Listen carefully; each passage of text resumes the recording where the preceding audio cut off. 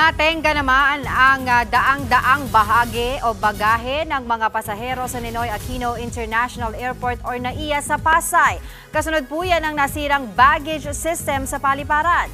Nasa frontline ng balita na yan si Ian Suyu. Halo-halong mga maleta ang nakatambak sa Ninoy Aquino International Airport Terminal 3. Ang mahigit 800 bagaheng yan, pag-aari ng mga pasahero ng Cebu Pacific Airlines. Isa sa mga naperwisyong pasahero, si Pauline Concepcion na bumiyahe pa Cebu. Laking gulat niya ng pagkalapag sa Mactan International Airport, nasa NAIA pa rin ang kanyang bagahe. Wala kang damit na maisuot because everything's there.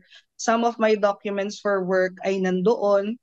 Ayun, so it affected my my work also. I'm also a breastfeeding mom. So yung breast pump ko is also there. So sobrang hassle. And then toiletries.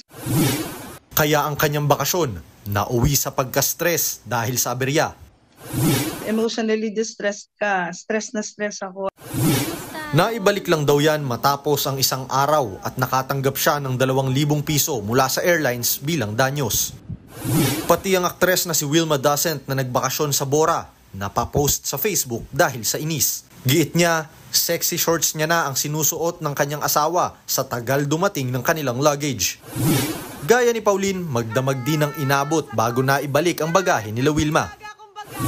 Dalawa lang sila sa daang-daang pasaherong nagreklamo sa aberya ng delayed na bagahe.